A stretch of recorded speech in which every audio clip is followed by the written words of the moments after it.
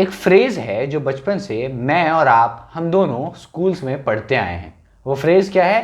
भारत एक अनेकता में एकता वाला देश है। India is about unity in diversity. तो इसी यूनिटी इन डाइवर्सिटी के कॉन्सेप्ट को क्वेश्चन करने वाली एक चीज है ये क्या है? ये है यूसीसी यानी यूनिफॉर्म सिविल कोड। सरल शब्दों में इसका मतलब ये है कि हिंदुस्तान के जितने भी लोग हैं उन सब के लिए सेम कानून हो। अब इतना सुनने भर से आपको लगा होगा बिल्कुल सही चीज़ है भी सही चीज़, सबके लिए सेम कानून होने चाहिए। और ऐसा है भी, हिंदुस्तान में क्रिमिनल लॉज जो हैं वो सबके लिए सेम। अगर आप किसी अपराध को अंजाम देते हैं तो आपके ऊपर जो कार्रवाई की जाएगी वो वही कार्रवाई की जाएगी जो किसी भी धर्म, किसी भी जाति समूह से आने वाला एक व्यक्ति हो, वो अगर वो अपराध करे तो उसके ऊपर जिस तरह से कार्रवाई होगी आप पर भी उसी तरह से कार्रवाई होगी। लेकिन फर्क कहां पड़ता है यूसीसी के होने और ना होने का? फर्क तब पड़ता है जब आप बात कर रहे हो पर्सनल लॉज की। अब ये क्या भला है? पर्सनल लॉज मतलब जो सिविल मसले होते हैं, जो पर्सनल मसले होते हैं। यानी सरल शब्दों में कुछ एग्जांपल्स के साथ आपको समझाऊं तो जैसे प्रॉपर्टी है, पिता से प्रॉपर्टी किसको ट्रांसफर होगी, ये वाले लॉज हो गए। शादी ब्याह के जो कानून हैं हमारे देश में वो जो हो गए। एडॉप्शन को लेके जो हमारे देश में कानून है वो हो गए। अब आप में से ज़्यादातर लोग दो गुटों में बट गए होंगे। एक कह रहे होंगे यूसीसी लाओ, एक तबका वो भी होगा जो कह रहा होगा कि यूसीसी मत लाओ। तो क्यों ना आज थोड़ा नज़रिया कि इस एपिसोड में इसी विषय को टटोलें और थोड़ा जानें कि यूसीसी की क्या ज़रूरत है, हमें यूसीसी लाना चाहिए, यूसीसी नहीं लाना चाहिए, क्या करना चाहिए। अब यूसीसी का नाम सुनते ही जो नेशनल मीडिया और देश के आम जनमानस का जो बहुसंख्यक गुट है उसके दिमाग में जो पहली चीज़ आती है वो है ये। लेकिन एक ट्विस्ट है कहानी में। जो चीज़ यानी जो शादी उनके दिमाग में आती है वो ये वाली नहीं होती है, वो ये वाली होती है। अब इसमें और इसमें अंतर क्या है वो समझते हैं। अंतर सिंपल है। लोग बोलते हैं कि इस देश में एक खास धर्म है, उसको इजाज़त है 4 शादियां करने का। वहाँ पर जो पॉलीगैमी है वो प्रिवेलेंट है, यानी कि एक पुरुष एक से ज़्यादा पत्नी रख सकता है। उसके अलावा हिंदू धर्म जो है उससे जुड़े हुए लोगों को ये राइट नहीं है, क्योंकि हिंदुस्तान में हिंदुओं के लिए है हिंदू कोड बिल 1956। अब थोड़ा सा समझते हैं इस चीज़ को कि क्या यूसीसी अगर आ जाए तो ये जो पार्टिकुलर प्रॉब्लम है ये सॉल्व हो जाएगी? क्या हिंदुस्तान में पॉलीगैमी खत्म हो जाएगी? तो अगर आप सरकारी आंकड़ों की माने तो हिंदुस्तान में जो कुल हिंदू हैं उनमें से 1.3% अभी इस वक्त पॉलीगैमी में इंडल्ज्ड हैं। यानी हिंदुओं में पॉलीगैमी बैन है, उसके बावजूद जो 100 में से 1.3% हिंदू हैं वो पॉलीगैमी की प्रैक्टिस में, यानी उन्होंने एक से ज़्यादा शादी कर रखी है। उसके अलावा मुसलमानों में यह आंकड़ा कहाँ तक जाता है? तो मुसलमानों के पास इस देश में कानून है, उन्होंने कानून के तहत शादी की है, उसके बावजूद ये आंकड़ा 1.9 तक ही है। मेरी नज़र में तो एक से ज़्यादा शादियां करना, आप मुसलमान हो हिंदू हो, गलत है। लेकिन आप एक चीज़ नोटिस कर पा रहे होंगे, ये जो डिफरेंस है कि हिंदुओं में आपके पास कानून है, उसके बावजूद भी एक 1.3% जो हिंदूज़ हैं वो पॉलीगैमी में हैं, और मुस्लिम्स में 1.9% हैं लॉज के बावजूद। इससे क्या पता चलता है? नहीं समझ पा रहे हैं ना? थोड़ा और समय दीजिए। अब देखिए एक और चीज़ है, लोग बोलते हैं ये जो यूसीसी आएगा ना उसके बाद विमेन एम्पावरमेंट बहुत हो जाएगी। क्यों? महिलाओं को प्रॉपर्टी में हक मिल जाएगा बराबर का। तो इस वक्त जो शरिया लॉ है, यानी जो मुसलमानों का जो सिविल लॉ है, पर्सनल लॉ है, वो ये कहता है कि मान लीजिए कोई पिता है, उसकी मृत्यु हो जाती है तो उसके बाद जो उसकी संपत्ति है उस पर जो बेटी का हक होगा वो उसके भाई से, यानी कि उसके बेटे से, यानी जो इंसान मर गया है उसके बेटे का हक जो होगा वो प्रॉपर्टी के 2 हिस्से पे होगा और बहन का हक सिर्फ 1 हिस्से पे। यानी कि भाई को हमेशा दुगनी प्रॉपर्टी मिलेगी बहन की तुलना में। लेकिन इसको बहुत लोग जो आज की तारीख में इस्लामिक स्कॉलर्स हैं वो जस्टिफाई करने की कोशिश करते हैं इस चीज़ की वजह से। ये क्या है? मेहर की रकम। मेहर की रकम मतलब जैसे आप हिंदुओं में शादी होती है तो मैक्सिमम जगह पे क्या होता है, दहेज दिया जाता है। और भी कई समाज है, मैंने हिंदुओं का एग्जांपल लिया क्योंकि इस देश की मेजॉरिटी आबादी हिंदू है, तो वहाँ पे दहेज लिया और दिया जाता है। मुसलमानों में जो चीज़ बड़े स्तर पर रिलेवेंट है वो है मेहर की रकम। मेहर के वक्त लड़की को कुछ पैसे दिए जाते हैं परिवार द्वारा ताकि वो भविष्य में उन पैसों का इस्तेमाल अपने किसी काम के लिए कर सकें। अब मेरी नज़र में तो ये जस्टिफाइड नहीं है। आप मेहर दे रहे हैं, कितनी रकम दे रहे हैं, ये कोई फिक्स नहीं होता है। तो कहीं ना कहीं पिता की प्रॉपर्टी पर दोनों जो भाई हैं और बहन हैं, दोनों का बराबर हक होना चाहिए। लेकिन अब एक और चीज़ सुनिए, हिंदुओं में आपके पास है हिंदू पर्सनल लॉज, ठीक है। अब हिंदुओं में जो पर्सनल लॉज हैं वो क्या कहते हैं, जो पिता की संपत्ति है उस पे उसके जितने भी नेचुरल बच्चे हैं या फिर जितने भी वो लोग हैं जो उससे एसोसिएटेड हैं, उसकी जितने भी नेचुरल बेटी बेटियां हैं, उन सब का बराबर अधिकार है पिता की संपत्ति पर। उसके बावजूद आप खुद इस सवाल का जवाब दीजिए, आप में से कितने लोगों के घर में जो महिला है उसको उसके पिता की तरफ से जो संपत्ति है उसमें हक मिला हुआ है? आप खुद जवाब देंगे, मैं नहीं दूंगा, आप जवाब दीजिए। हिंदुओं के पास हिंदू पर्सनल लॉज हैं जहां पर यह लिखा हुआ है कि प्रॉपर्टी में बराबर हक है बेटा बेटी दोनों का। आप में से कितने लोग ऐसे हैं जिनके घर में बेटा और बेटी में बराबर संपत्ति को बांटा गया है? आपके पास लॉज हैं उसके बावजूद। और इससे पहले मैंने एक और एग्जांपल क्या दिया था शादी का, कि किस तरीके से पॉलीगैमी बैन होने के बावजूद 1.3% जो है हिंदूज में से वो आज भी पॉलीगैमी की प्रैक्टिस में जुड़े हुए हैं। तो इन दोनों जो मैंने आपको एग्जांपल्स दिए, इनसे क्या बात निकल के आती है? हिंदुस्तान में ये जो विमेन एम्पावरमेंट की प्रॉब्लम हो या जेंडर इनक्वालिटी की प्रॉब्लम हो, चाहे ये जो पर्सनल लॉज के मसले हैं, इनके ऊपर जो ज़्यादा बड़ी दिक्कत है ना वो ये नहीं है कि हमारे पास कानून नहीं है। हिंदुस्तान में कानून कभी दिक्कत ही नहीं रहा है मेरी मानिए तो। In fact we have world's biggest written constitution, हमारे पास दुनिया का सबसे बड़ा लिखित संविधान है। लेकिन the problem with this nation is awareness. People are not aware about their rights, they don't know what actions they can take.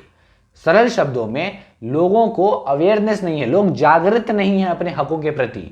आपके पास कानून में सब कुछ है, मैंने एग्जांपल दिए ना आपको दो, और एग्जांपल देता हूं। डाउरी, दहेज प्रथा, हिंदुस्तान की आज़ादी से लेकर अभी तक लगातार सरकार कैंपेन कर रही है। दहेज लेना और देना दोनों मना है, दोनों गैर कानूनी है, आपके ऊपर कार्रवाई हो सकती है। उसके बावजूद आज भी जो दहेज प्रथा है वो भारतीय समाज में मजबूती से अपनी जगह बनाई हुई है और पूरे जोर शोर से आज भी दहेज प्रथा मेरे और आपके घरों में प्रैक्टिस की जाती है।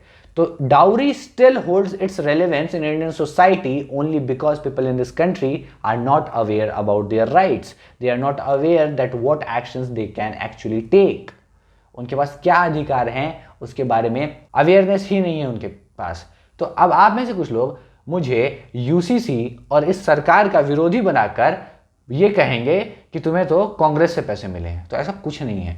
अगर पैसे मिले होते कांग्रेस से तो आप बताइए, इससे तो बढ़िया सेटअप होता ना, मतलब कुछ बेटर होता। हम थोड़े अच्छे HD कैमरा से शूट कर रहे होते, नॉर्मल फ़ोन कैमरा से तो शूट नहीं कर रहे होते, ये सस्ता माइक नहीं होता, कुछ अलग होता। तो पैसे वैसे तो खैर मिलना बहुत दूर की बात है, लेकिन बात करते हैं यूसीसी पे। तो ऐसा नहीं है यूसीसी नहीं होना चाहिए।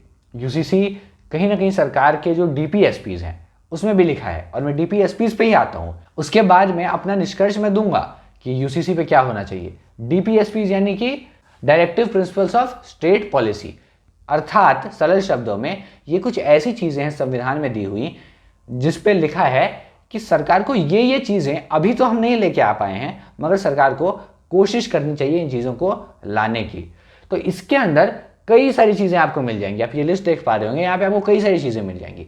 लेकिन आज की तारीख में आपको DPSPs में मिलेंगी तो बहुत सारी चीज़ें। DPSPs में लिखा तो ये भी है कि सरकार को कोशिश करनी चाहिए अमीर और गरीब की खाई मिटाए, सरकार को कोशिश करनी चाहिए कि गरीबों का उत्थान हो, ये सब चीज़ें भी लिखी हैं। लेबर लॉज के बारे में काफ़ी कुछ लिखा है। लेकिन सरकार लगातार आपका ध्यान किस चीज़ पर केंद्रित करती है? इस चीज़ पर। यानी ये क्या है? DPSPs में लिखा है कि UCC यानी यूनिफॉर्म सिविल कोड हिंदुस्तान में लाना है। क्यों लाने की कोशिश करती है सरकार ये, और क्यों इस चीज़ पे आपका फोकस डालने की कोशिश करती है? क्योंकि जब आप यूनिफॉर्म सिविल कोड लाएंगे तो अलग अलग धर्म की भावनाएं जुड़ी हैं उससे, और ये धर्म की भावनाओं का खेल है ना, यही खेल करके इस देश में लोग प्रधानमंत्री और मुख्यमंत्री बनते हैं। ऐसा नहीं मैं अभी वाले को कोस रहा हूँ, इनसे पहले भी जो हुए हैं उनके साथ भी यही प्रॉब्लम है। तो कहीं ना कहीं आप देखिए किस तरीके से आपको ये लोग बोलेंगे बार बार कि संविधान में जो दिशा निर्देश दिए हुए हैं DPSP के तहत वहाँ पे लिखा है इसलिए हम कर रहे हैं। तो सर वहाँ पे तो बहुत सारी बातें लिखी हैं, उन पे आपका क्या फोकस है। अब आप में से कुछ लोग मुझे बोल रहे होंगे कि तुम तो अब आप में से कुछ लोग सोच रहे होंगे कि तुम तो वॉट अबाउटरी कर रहे हो, ये क्या हो गया। तुमसे जब मैंने पूछा कि यूसीसी क्यों नहीं, तो तुमने तो एक और सवाल कर दिया। सवाल नहीं करूंगा मैं, जवाब दूंगा, नेता नहीं हुआ हूं अभी। तो जवाब क्या है, तो जवाब है हिंदुस्तान में जब यूसीसी को हम देखते हैं तो यूसीसी लाना क्यों जरूरी है, तो उस पर मैंने आपको कह दिया कि हिंदुस्तान में ज्यादा बड़ी प्रॉब्लम अवेयरनेस को लेके है।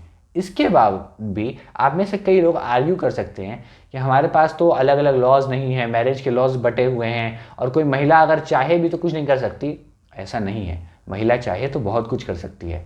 उसी के लिए हिंदुस्तान में साल 1954 में आया था स्पेशल मैरिज एक्ट, यानी कि कोई भी महिला जिसे अगर शादी करनी है अपने पति से तो वो चाहे तो अपने आप को वो कपल रजिस्टर करवा सकता है स्पेशल मैरिज एक्ट के तहत।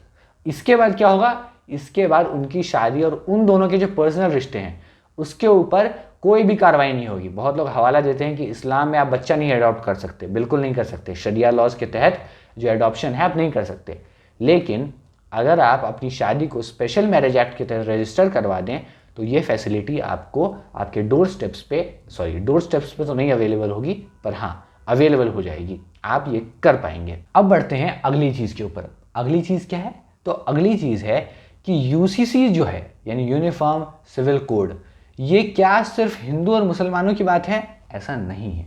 आज की तारीख में हिंदुस्तान में छत्तीसगढ़, नॉर्थ ईस्ट, गुजरात, मध्य प्रदेश, झारखंड जैसे कई राज्यों में और तो और उड़ीसा का भी एक बड़ा सेक्शन ये है। ये क्या है, ट्राइबल पॉपुलेशन, यानी ये जो आदिवासी आबादी है, जो ट्राइबल पॉपुलेशन है, इनके पास अपने लॉज होते हैं, इनके यहाँ और कॉम्प्लेक्स लॉज हैं। और हिंदुस्तान में हर जगह हर समुदाय के पास कॉम्प्लेक्स लॉज हैं अपने अपने। तो आप अगर एक यूसीसी बनाते हैं तो आप किस लॉ को कितनी जगह देंगे, ये बहुत इंपॉर्टेंट है और इस चीज़ पर भी हमें ध्यान देना पड़ेगा। उसके अलावा अब एक और प्रॉब्लम जो यूसीसी के साथ है वो क्या है, तो वो है हम हैं किस साल में, साल 2023 में। आप देखिए हमारे यहाँ हमारे पास ग्लोबल वार्मिंग की समस्या है, हम एक ग्लोबल इकोनॉमिक क्राइसिस से जूझ रहे हैं। उसके अलावा क्या समस्या है हमारे पास, उसके अलावा पाकिस्तान और चीन जैसे घटिया पड़ोसी मुल्क हैं हमारे पास। एआई नाम का नया चैलेंज आ रहा है।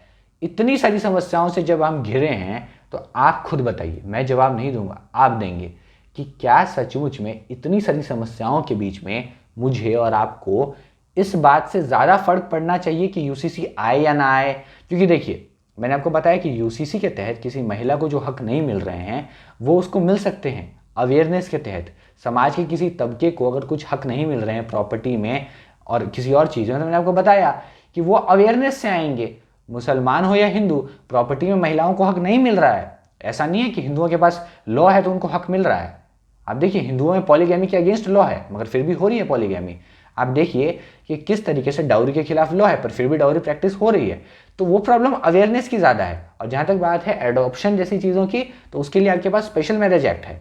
तो फिलहाल अभी जो देश की वस्तु स्थिति है, आपको नहीं लगता ज़्यादा बेहतर ये होगा कि हम जो ज़्यादा बड़ी लॉन्ग टर्म सॉल्यूशंस हैं, आपको नहीं लगता ज़्यादा बेहतर ये होगा कि हम जो ज़्यादा बड़ी लॉन्ग टर्म प्रॉब्लम्स हैं उनको सॉल्व करने की कोशिश करें। हाँ, हमें अगर यूसीसी को लाना है तो ये 1 साल 2 साल की प्रक्रिया नहीं होनी चाहिए। हम क्यों ना कोशिश करें, क्योंकि डीपीएसपीज में लिखा है तो हमारे संविधान निर्माताओं ने कुछ सोच समझ के लिखा होगा। तो हम एक कमेटी बनाए, एक ऑटोनोमस बॉडी बनाए जो लगातार हर साल एक नया ड्राफ्ट बनाए यूसीसी के लिए, और हर साल वो ड्राफ्ट पब्लिक में इंट्रोड्यूस हो। और उसके बाद कहीं आज से 10-15 साल बाद जाके हमारा स्टेट शायद, अगर हम इन अलग अलग चीज़ों के ऊपर काम कर लें, क्योंकि आज की तारीख में मैंने आपको बताया भी था पिछले वीडियो में कि स्टेट और रिलीजन काफ़ी इंटरमिंगल्ड है हमारे देश में, मिक्स हो चुका है आपस में। तो जब स्टेट और रिलीजन इतने मिक्स हो चुके हैं आपस में, तो हम यूजीसी जैसी चीज़ के बारे में अभी तो थोड़ा मुश्किल है सोचना।